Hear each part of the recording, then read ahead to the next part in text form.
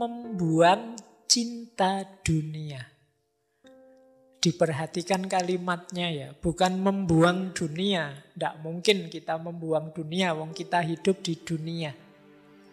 Tapi membuang cinta dunia. Di Fathur Rabbani ini kan memang kitab kumpulan ceramahnya beliau. Jadi Syekh Abdul Qadir Jailani menyatakan, wahai kaumku, sesungguhnya yang membuatmu putus dari makrifat kepada Allah dan mengenal para walinya adalah karena kesenanganmu pada dunia, ambisimu pada dunia, kecintaanmu berlomba menumpuk kekayaan. Ya, orang yang cinta pada dunia biasanya terus berambisi pada dunia, terus dia berlomba-lomba menumpuk dunia. Yang itu kan kalau di Al-Quran disindir alhaqumut takasur.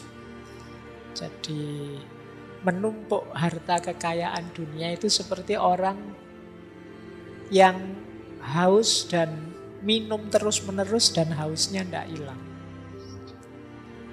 Makanya terus ingin minum terus, tidak ada akhirnya.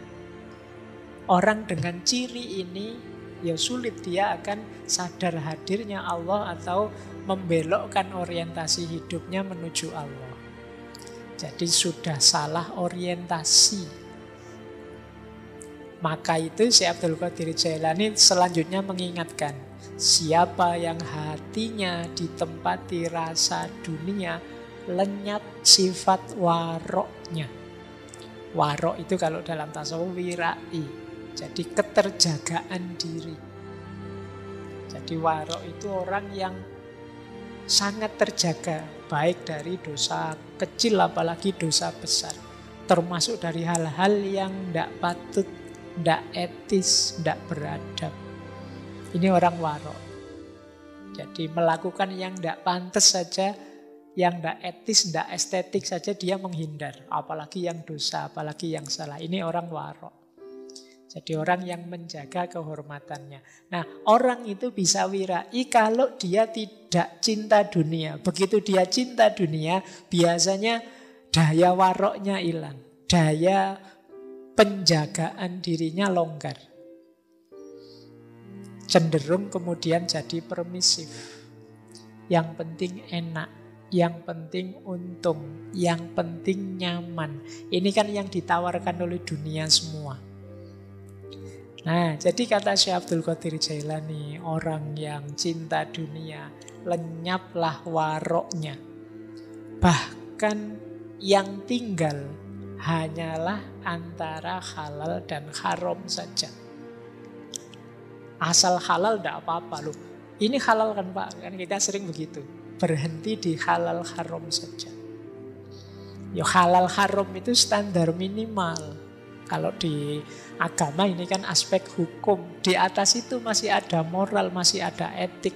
Bahkan di atas itu ada pantas, tidak pantas, estetik.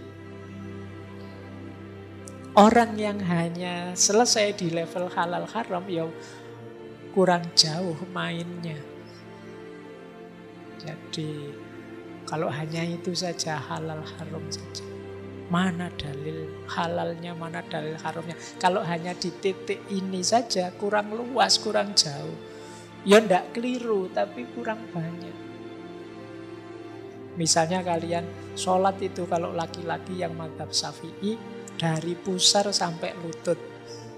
Loh itu kan kalau kalian sholat pakai sarung terus cingkrang saja, yang penting udelnya ditutupi, dengkulnya ditutupi sampai dengkul itu saja. Jadi kalian pakai short itu yang celana pendek potongan itu, ndak pakai atasan juga ndak apa-apa. Loh itu kan halal. Itu kan boleh, memang auratnya itu. Terus kalian berangkat ke masjid pakai gitu, baris paling depan. Kalau orang negur, kamu sholat kok begitu? Loh kan auratnya cuma udel sampai dengkul. Ini sudah ketutup, berarti boleh dong. Iya.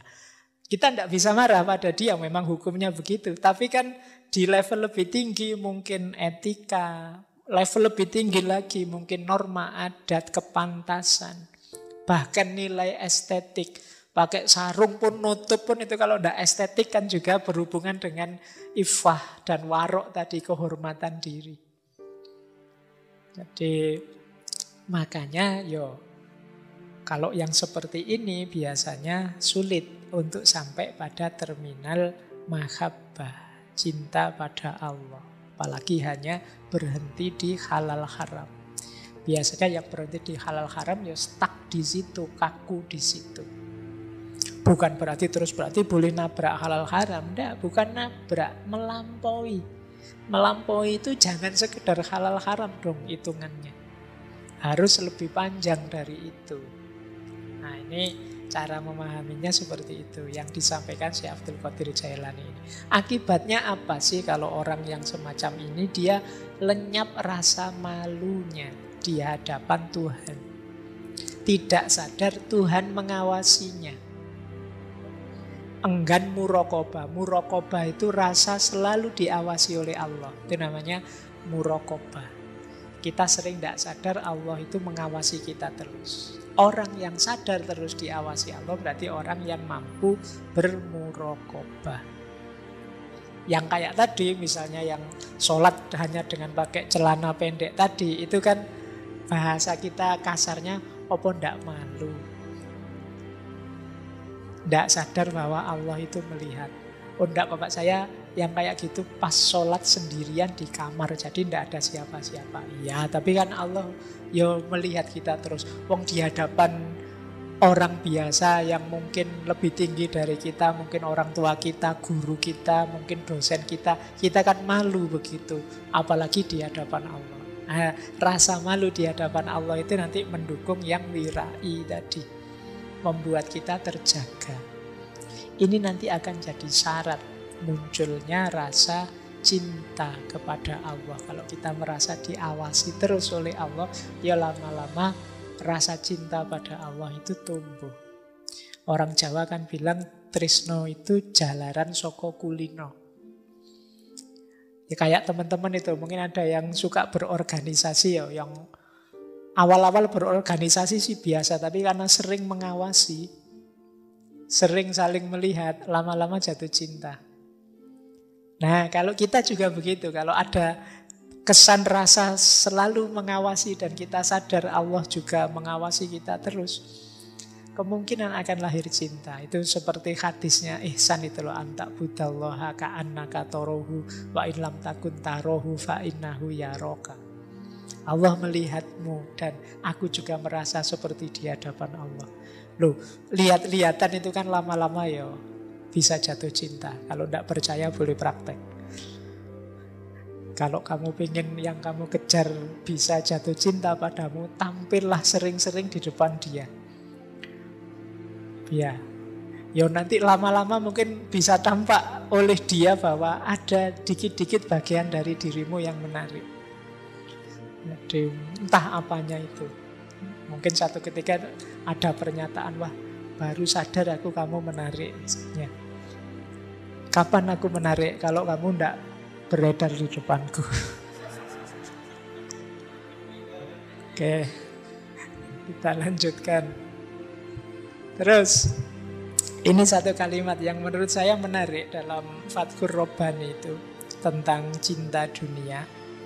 Di antara manusia ada orang yang menguasai harta dunia tapi dia tidak mencintainya. Oh, ini orang hebat. Makanya tadi saya bilang memiliki dunia tidak masalah, asal jangan cinta dunia. Kata Syekh Abdul Qadir Jailani, ia memiliki tapi tidak dikuasai. Harta menyukainya, kan ada orang itu kalau kerja jodoh sekali, cepat sekali kaya, itu namanya dia disukai oleh harta. Tapi dia tidak mencintainya. Tidak eman, tidak pelit, kehilangan pun tidak masalah kalau itu harta. Dunia melayaninya tapi dia tidak mau melayani dunia. Yang dia layani hanya Allah saja. Dia mampu siap menyingkirkan dunia, tapi dunia tidak mampu menyingkirkan dia. Teramat terpaut hatinya kepada Allah sehingga dunia tidak pernah mampu mencelakakannya. Ia rela mengeluarkan dunia dan dunia tidak mampu mengeluarkan dirinya. Jadi ini dibalik, dunia yang jatuh cinta sama kita. Dunia yang ngerayu terus. Dunia itu kan sering dianggap godaan. Sering banyak orang tertipu oleh rayuannya dunia. Dunia merayu kita terus tapi kita tidak tergoda. Jadi kebalikannya, banyak orang mengejar-ngejar dunia, jatuh cinta dengan dunia. Tapi orang yang mencintai Allah itu dia tidak mempan dirayu. Oh, ini orang mahal yang seperti ini. Jarang orang bisa begini. Biasanya godaan dunia itu sangat mengganggu kita. Jadi orang-orang yang mencintai Allah tidak. Kehilangan dunia tidak masalah. Yang penting jangan kehilangan Allah. Baik, kita lanjut. Ada cerita di Fathur Rabbani itu, terus ada orang tanya pada Syekh Abdul Qadir Jailani, bagaimana kalau aku sudah terlanjur cinta dunia? Karena sejak awal kita ini kan memang dibiasakan untuk tergantung pada banyak hal yang duniawi. Nah, ini kan kita terlanjur cinta dunia. Syekh Abdul Qadir Jailani menjawab, wahai orang yang bertanya, wahai peminta, jika engkau menatap sesuatu dengan mata hatimu sampai batas keburukan dunia, tentu engkau mampu mengeluarkan dunia dari hati. Tetapi jika engkau menatap dunia hanya menggunakan mata kepala, tentu tertipu oleh warna-warni yang menghias keburukannya. Sudah barang tentu engkau tidak akan pernah mampu mengusir dunia dari hati dan berzuhud di dunia. Padahal dia membunuhmu seperti para pembunuh. Perangilah nafsumu sampai benar-benar tentram. Jika engkau merasa tentram, niscaya engkau akan mampu melihat aib dunia dan mampu menerapkan zuhud di sana. Jadi ini nasihatnya Syekh Abdul Qadir Jailani, biar kita tidak tertipu oleh dunia, tidak jatuh cinta dengan dunia, ayo kita membacanya lebih dalam. Jangan hanya dilihat penampilan dunia saja, karena penampilannya dunia itu sering menipu. Kebaikan, keindahan apapun yang duniawi itu pada akhirnya akan susut. Pada akhirnya akan lapuk. Tidak ada yang tahan lama. Apakah itu kecantikan, apakah itu kekayaan, harga, jumlah, apakah itu jabatan, tidak ada yang hakiki. Dalam keindahan dunia bertaburan keburukan-keburukannya kalau kita mau membaca lebih dalam. Nah, kebalikannya tadi ya, kalau kita sering ketemu terus jatuh cinta karena melihat keistimewaannya. Khusus untuk dunia, justru carilah sudut-sudut negatifnya yang membuat kita tidak jatuh cinta pada dunia. Dan itu banyak, cuma tidak kelihatan.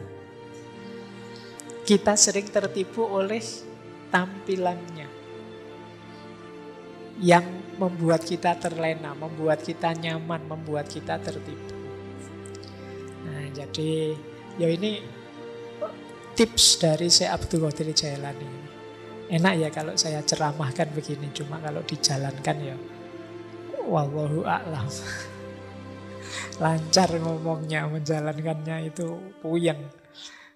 Jadi yang penting itu deh, dijaga. Ayo latihan tidak jatuh cinta dengan dunia.